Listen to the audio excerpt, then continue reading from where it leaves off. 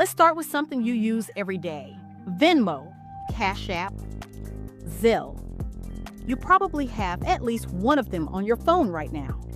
And if you're like most people, you see them as a convenience, a gift. No more fumbling for cash, no more checks. Just tap, send, done. But I want you to think back to my earlier episode, the one about the Trojan horse, gift or trap. Because these apps, they are financial traps. Traps you haven't even begun to notice yet. Most people believe they're a convenience, a gift. Let me tell you something, this is not a gift. As Malcolm X would say, we have been bamboozled. Here's how it works. These platforms didn't appear overnight. They were introduced slowly, wrapped in friendly colors and social feeds. Send money to a friend with a little emoji. Split a dinner bill. It felt harmless, even fun. And over time, you stopped carrying cash. You stopped using physical money altogether. Why would you? The app was right there. It was easier. That's the trap. This convenience creates a habitual pipeline. Every time you use Venmo instead of handing over a bill, you're training yourself to prefer digital. You're building a habit, and that habit lowers your resistance to what comes next. Because when the government introduces its own digital currency, a central bank digital currency, or CBDC, it won't feel like a fundamental shift in control. It will feel like a seamless upgrade. You're already digital. You're already using apps. You're already comfortable with money that exists only as numbers on a screen. So switching to a state-controlled version, that won't seem strange. It will seem like the next logical step. And that's exactly what they're counting on. Most people are oblivious to this, not because they're stupid, but because they're distracted. By design, chaos everywhere, culture wars, breaking news, scroll, react, repeat. While you're looking left and right, they're building the infrastructure underneath you. The top 3% are not distracted. They don't watch the show. They study the architecture, and they know exactly where we are.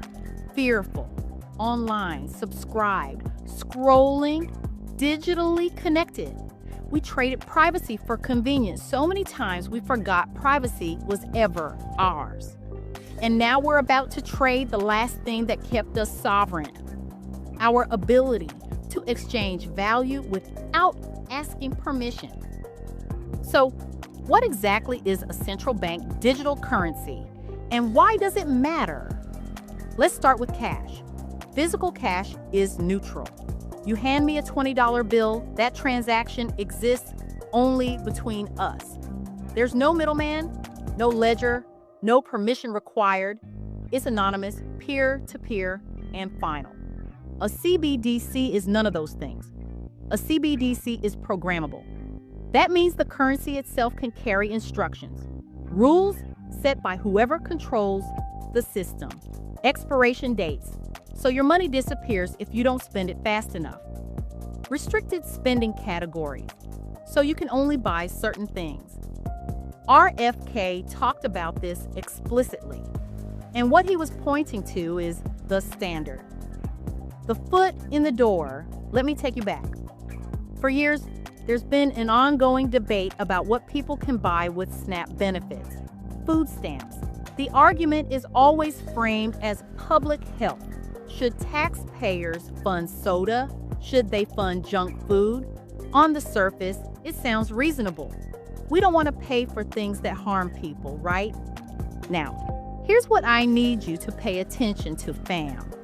They started with food stamps because that was the easiest target. I'm sorry, but I've got to repeat that. They started with food stamps because that was the easiest target. That population is already dependent on the system, already surveilled, already judged. So the restrictions come in under the banner of helping or protecting. And most people who aren't on food stamps don't pay attention.